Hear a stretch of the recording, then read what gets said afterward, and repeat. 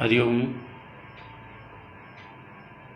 आप लोग सितारों से आगे चैप्टर पढ़े होंगे, मैं उसे समझाना चाहता हूँ। और इस पाठ में कल्पना चावला अंतरिक्ष यात्री थी, जो बड़े ही संघर्ष करके, मेहनत करके बचपन से उस मुकाम को, उस लक्ष्य को वो हासिल कर पाई जिसकी उसे चाहत थी।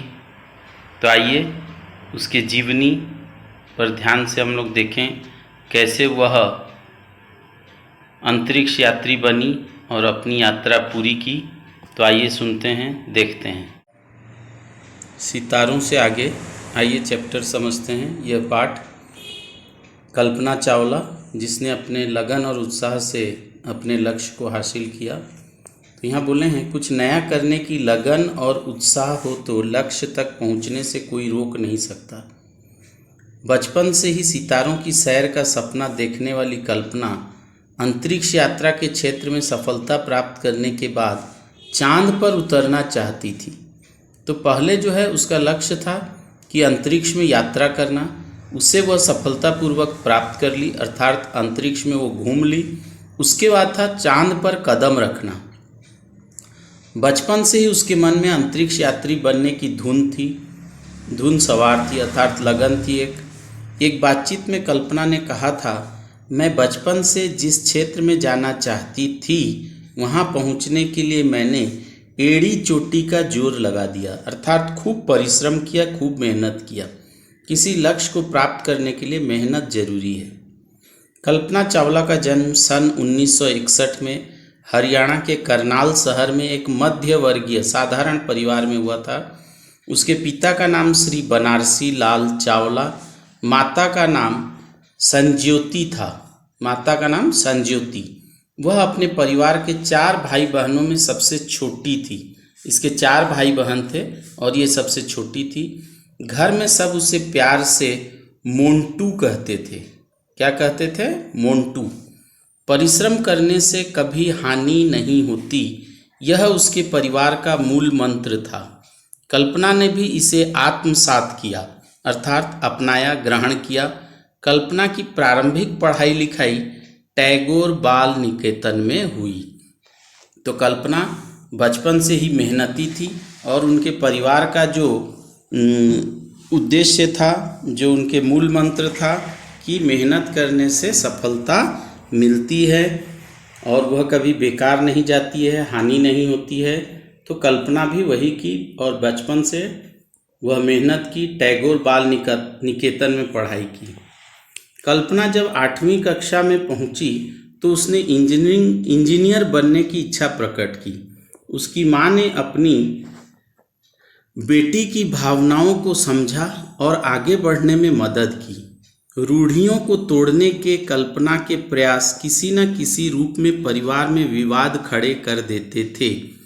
तो ये पढ़ाई करती थी और बचपन से इंजीनियर बनना इसका लक्ष्य था।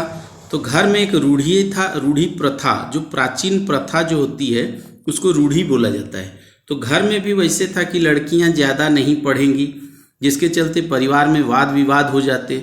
अपने गुरुजनों के प्रति कल्पना के मन में जो सम्मान था, उसकी अभिव्यक्ति उसके ही शब्दों में वह बोली है, जो व्यक्ति कुछ करते रहने के लिए उत्साहित तथा तत्पर रहता है, उसी से मुझे प्रोत्साहन और प्रेरणा मिलती है। मेरे अध्यापक जितना परिश्रम अपने पाठ्यक्रम पूरा करने में लगाते हैं, जो अतिरिक्त समय हमारे प्रयोगात्मक कार्यों को पूरा करने के लिए देते हैं तथा छात्रों को नए विचार, नए प्रयोग करने के लिए प्रोत्साहित करते हैं, उन्हें याद कर सोचती हूँ कि उन्हें यह सब करने के लिए कितना धैर्य रखना पड़ता था। तो कल्पना अपने शिक्षकों के बारे में बोलती है, जो उनके अध्यापक इतना परिश्रम करते थे पाठ्यक्रम को, जो सिलेबस था उसको पूरा करने के लिए, और जो प्रयोगात्मक कार्य, जो प्रैक्टिकल कार्य, ये सब पूरा करने में सहायता देते थे। छात्रों को नए विचार, नए प्रयोग सिखाते थे। शिक्षक बड़े ही धैर्य के साथ ये कार्य करते थे। कल्पना का सर्वाधिक महत्वपूर्ण गुण था उसकी लगन, जुझारू प्रवृत्ति। माने डरना नहीं है, किसी काम को करना है, साहस के साथ वो करती थी। प्रफुल्ल स्वभाव, आनंदित रहना, बढ़ते हुए अनुभव के साथ कल्पना न तो काम करने में आलसी थी और न ही असफलता से घबराने वाली थी। तो वो आलसी नहीं थी और ना कि असफलता, मान लो कभी कुछ असफलता हुआ, किसी में फेल्योर हो गई तो घबराती नहीं थी। धीरे धीरे निश्चय पूर्वक युवती कल्पना ने स्त्री पुरुष के भेदभाव से ऊपर उठकर काम किया तथा कक्षा में अकेली छात्रा होने पर भी उसने अपनी अलग छाप छोड़ी। अर्थात उसके क्लास में, उसके कक्षा में बॉयज़ ही थे, गर्ल्स कोई नहीं थे, केवल यही अकेली एक लड़की थी। दृढ़ संकल्प वाली, जो मन में ठान ले वो करना है, दृढ़ संकल्प वाली कल्पना अन्य लड़कियों की तरह स्नातक अर्थात बीए के बाद वैवाहिक संस्कार, अच्छी नौकरी के विषय में न सोचकर कुछ अलग सोचती थी। इंजीनियरिंग पाठ्यक्रम के कठोर एवं व्यस्त समय के बावजूद वह महाविद्यालय की सांस्कृतिक गतिविधियां, खेल कूद आदि में पूरा सहयोग देती थी। अर्थात वो इंजीनियरिंग की पढ़ाई शुरू कर दी है और महाविद्यालय में वो पढ़ाई कर रही है, और साथ ही वो व्यस्त रहने के बावजूद महाविद्यालय में जो सांस्कृतिक, जो कल्चरल प्रोग्राम होता था, नाच गाना इत्यादि तथा खेल कूद, स्पोर्ट्स में भी उसकी रुचि काफ़ी थी, वो सहयोग करती थी। उच्च शिक्षा के लिए कल्पना ने अमेरिका जाने का मन बना लिया। उसने सदा अपनी महत्वाकांक्षा को मन में संजोए रखा। जो मन में आकांक्षा है उसको मन में वो रखती थी। शैक्षणिक कार्यक्रम में आनंदानुभूति करते हुए उसे अपना ध्येय माने लक्ष्य पूरा करने में आसानी हो गई।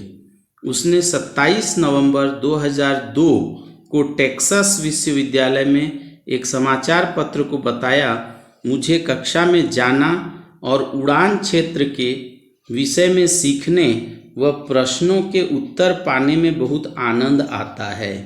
तो एक समाचार न्यूज़ एजेंसी को, न्यूज़ समाचार पत्र को वो जो है बताई है कि क्लास में जाकर पढ़ाई करना और उड़ान क्षेत्र के विषय में सीखना और उसके क्वेश्चन आंसर को जानना, उसमें उसे बहुत ही आनंद मिलता है। अमेरिका पहुंचने पर उसकी पहली भेंट लंबे कद के एक अमेरिकी व्यक्ति जीन पियरे हैरिसन से हुई। उसका नाम क्या था वो लड़का का? Jean Pierre Harrison. कल्पना ने हैरिसन के निवास के निकट ही एक अपार्टमेंट में अपना आवास बनाया। तो जीन पियरे के घर के पास ही वह अपना घर लेती है। इससे विदेशी परिवेश में ढलने में कल्पना को कोई कठिनाई नहीं हुई। कक्षा में ईरानी सहपाठी इराज कलखोरण, एक और दोस्त था ईरान का लड़का, इराज कलखोरण उसका मित्र बना। ईरानी मित्र ने कक्षा के परिवेश तथा उससे उत्पन्न समस्या को भांप लिया और उसे वहाँ के तौर तरीके समझाने लगा। वो ईरानी लड़का कक्षा के परिवेश, वहाँ का वातावरण, वहाँ के सुविधा असुविधा को समझाता, कल्पना को बतलाता। कल्पना शर्मीले स्वभाव की होते हुए भी एक अच्छी श्रोता थी। श्रोता माने सुनने वाला, सबकी बात को वो सुनती थी ध्यानपूर्वक। पहले सत्र में उसने परिसर के वातावरण के बारे में सब कुछ जान लिया। उसका पूरा सप्ताह कक्षा पुस्तकालय में ही बीतता। तो वह क्लास करती और पुस्तकालय लाइब्रेरी में ही जाती। वह रोज पुराने भवन में बनी अपनी प्रयोगशाला लेबोरेटरी में जाती थी। वातानुकूलित माने एसी, वहाँ एसी न था, न होते भी वहाँ वह घंटों प्रयोग करती। तो वो प्रयोगशाला में, प्रैक्टिकल रूम में जहाँ एसी नहीं था, गर्मी में भी वो प्रैक्टिस करती थी। प्रयोगशाला में उसका साथ देने के लिए तकनीशियन रहता था, टेक्निकल जो एडवाइज़र रहते हैं। कल्पना एक अन्य भारतीय लड़की के साथ रहती थी। तो वहाँ एक और भारतीय लड़की उसे सहेली मिल गई। चाय की चुस्कियों के बीच वह अपने साथियों से अनेक विषयों पर परिचर्चा करती थी। ऐसे ही क्षणों में एक दिन कल्पना ने अंतरिक्ष में उड़ान भरने की अपनी इच्छा व्यक्त की थी। तो वहाँ तो इंजीनियरिंग की पढ़ाई कर ही रही थी और वहाँ पर अपने सहेलियों मित्रों को उन्होंने कहा था कि एक दिन वह अंतरिक्ष में उड़ान भरेगी। जीन पियरे से कल्पना की भेंट धीरे धीरे मित्रता में बदल गई। विश्वविद्यालय परिसर में ही फ्लाइंग क्लब अर्थात हवाई जहाज उड़ाने का क्लब था, होने से कल्पना वहाँ प्राय जाने लगी थी। फ्लाइंग का छात्र होने के साथ साथ जीन पियरे अच्छा गोताखोर भी था। गोताखोर माने स्विमर, जो समुद्र में तैरते हैं, जाते हैं, डुबकी लगाते हैं। समय बीतने के साथ साथ जीन पियरे व कल्पना के बीच संबंध प्रगाढ़ होते गए। एक साल बाद 1983 में एक सामान्य समारोह में दोनों विवाह सूत्र में बंध गए। यह कल्पना का एक साहसिक कदम था। यहाँ पर लेखक साहसिक कदम बोले हैं क्योंकि विदेश में जाकर एक लड़के को जांचना परखना और वहाँ पर उससे विवाह स्थापित करना, यह एक बड़ी बात है। मास्टर की डिग्री प्राप्त करने तक कल्पना ने कोलोरेडो, ध्यान दीजिए वर्ड्स, कोलोरेडो जाने का मन बना लिया। मैकेनिकल इंजीनियरिंग में डॉक्टरेट करने के लिए उसने कोलोरेडो के नगर बोल्डर के विश्वविद्यालय में प्रवेश लिया। तो वहाँ मैकेनिकल इंजीनियरिंग की भी पढ़ाई की डॉक्टरेट पाने के लिए और कोलोरेडो के बोल्डर विश्वविद्यालय में नाम लिखाया। सन 1983 में कल्पना कैलिफोर्निया की silicon owner set methods info में उपाध्यक्ष एवं शोध वैज्ञानिक के रूप में जुड़ गई। शोध माने रिसर्च करना, जिसका दायित्व एरोडायनामिक्स के अधिकाधिक प्रयोग के तकनीक तैयार करना और उसे लागू करना था। एरोडायनामिक्स जो है तत्व, उस पर विचार करना है, उस पर जो है और भी रिसर्च करना है। अंतरिक्ष में गुरुत्वाकर्षण में कमी के कारण मानव शरीर पर के अंग स्वतः माने अपने आप क्रियाशील होने लगते हैं। कल्पना को उन क्रियाओं को अनुसरण कर उनका अध्ययन करना था। इसमें भी कल्पना व जीन पियरे की टोली सबसे अच्छी रही, जिसने सबको आश्चर्य में डाल दिया। ठीक है कि नहीं? तो यहाँ पर अंतरिक्ष में जब हम लोग जाते हैं तो हम लोग का जो है गुरुत्वाकर्षण जो है कम हो जाता है और उस पर हम लोग के शरीर पर क्या क्या सुविधा असुविधा सब पड़ते हैं, क्या क्या इफेक्ट पड़ता है, तो उसको जो है रिसर्च करना था। उसमें भी कल्पना और जीन पियरे की टोली सबसे अच्छा काम की। नासा के अंतरिक्ष अभियान कार्यक्रम में भाग लेने की इच्छा रखने वालों की कमी नहीं थी, बल्कि सुयोग्य सुशिक्षित अभ्यर्थियों का चयन करना एक समस्या थी। तो नासा के अंतरिक्ष अभियान दल में भाग लेना सबसे बड़ी बात है और वहाँ पर अनेक वैज्ञानिक भी थे, लेकिन उसमें बेस्ट जो है सिलेक्ट होना, ये सबसे बड़ी बात है। ह्यूस्टन के स्थानीय पार्षद माइकल बेरी ने एक आम सभा को संबोधित करते हुए कहा, नासा द्वारा अंतरिक्ष यात्रा के लिए जाने का गौरव बिरले ही लोगों के भाग्य में होता है और कल्पना ने इसे प्राप्त किया। तो नासा के द्वारा अंतरिक्ष यान में जाना और वहाँ पर रिसर्च करना, ये सबके बस की बात नहीं है। बहुत ही भाग्यशाली लोग को यह मौका मिलता है और कल्पना को यह मौका मिला। 6 मार्च 1995 को कल्पना ने 1 वर्षीय प्रशिक्षण प्रारंभ की। वह 10 चालकों के दल में सम्मिलित होने वाली 9 अभियान विशेषज्ञों में से एक थी। तो 10 में से ये एक महिला थी। शीघ्र ही नवंबर 1996 में अंततः वह सब कुछ समझ गई, जब उसे अभियान विशेषज्ञ तथा रोबोट संचालक का कार्य सौंपा गया। तो अभियान का जो है विशेषज्ञ, उसको जो है समझदार थी ये, इसीलिए इसको दिया गया, प्लस रोबोट चलाना संचालन का कार्य इसे सौंपा गया। तो जो रॉकेट जाएगा उसके जो रोबोट का जो है कार्य इसको सौंपा गया था। तब तक कल्पना नासा में सामान्यतः केसी, कल्पना चावला केसी के नाम से विख्यात हो गई थी। वह नासा द्वारा चुने गए अंतरिक्ष यात्रियों के 15वें दल के सदस्य के रूप में प्रशिक्षण में सम्मिलित हो गई। पहली बार अंतरिक्ष यात्रा का स्वप्न 19 नवंबर 1997 को भारतीय समय के अनुसार लगभग 2 बजे STS-87 अंतरिक्ष यान के द्वारा पूरा हुआ। इस उड़ान के चालक दल में कुछ पुराने अनुभवी, कुछ पहली बार सम्मिलित यात्री थे। कल्पना इसमें पहली बार सम्मिलित हो रही थी, तो कल्पना इस बार फर्स्ट टाइम 19 नवंबर 1997 को गई है। इस यात्रा में कल्पना अभियान विशेषज्ञ के तौर पर शामिल हुई थी। कल्पना के लिए यह अनुभव स्वयं में विनम्रता एवं जागरूकता लिए हुए था कि किस प्रकार पृथ्वी के नैसर्गिक अर्थात प्राकृतिक सौंदर्य एवं उसमें उपलब्ध धरोहरों को संजोए रखा जा सकता है। तो जो प्राकृतिक चीज है पृथ्वी में जो है उसको कैसे समेट कर संजो कर रखा जा सकता है। नासा ने पुनः कल्पना को अंतरिक्ष यात्रा के लिए चुना जनवरी 1998 में। उसे शटल यान के चालक दल का प्रतिनिधि घोषित किया गया।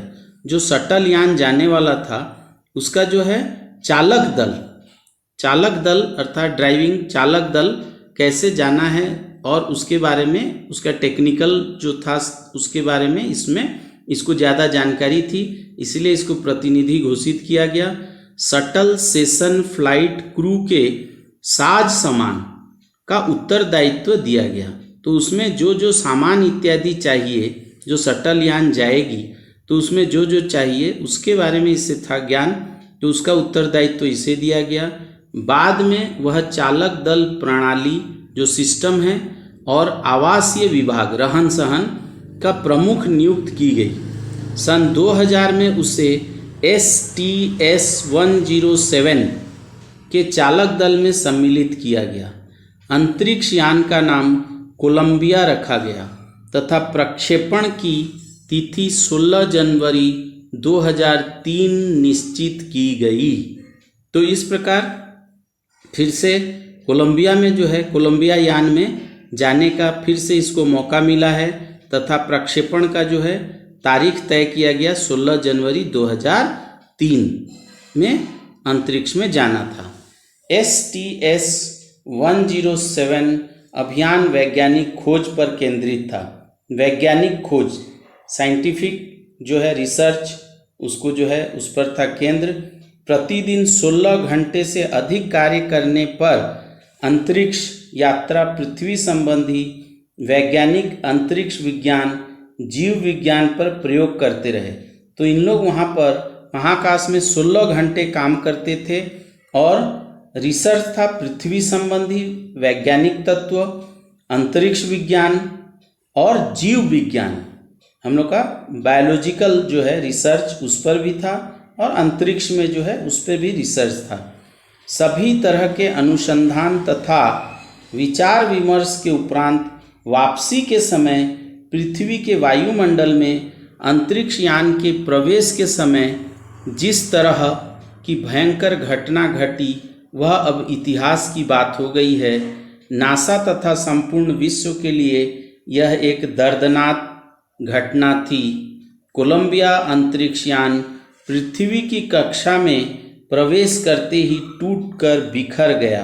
अर्थात कोलंबिया का जो यह यान था वह जब पृथ्वी के वायुमंडल में घुसा तो उसके फ्रिक्शन और घर्षण से उसका टेम्परेचर बढ़ गया और वह टूटकर बिखर गया आकाश में ही। कल्पना सहित उसके 6 साथियों की दुर्भाग्यपूर्ण मृत्यु से चारों ओर सन्नाटा छा गया। पूरा विश्व स्तब्ध रह गया, शांत हो गया। इन 7 अंतरिक्ष यात्रियों की आत्मा 1 फरवरी 2003 की मनहूस सुबह को शून्य में विलीन हुई, सदैव संसार में विद्यमान रहेगी। तो करनाल से अंतरिक्ष तक की कल्पना की यात्रा सदा हमारे साथ रहेगी। तो यह जो थी कल्पना की यात्रा, एक साधारण करनाल से यह अमेरिका और फिर अमेरिका से अंतरिक्ष की यात्रा करना अपने आप में एक महान उपलब्धि थी।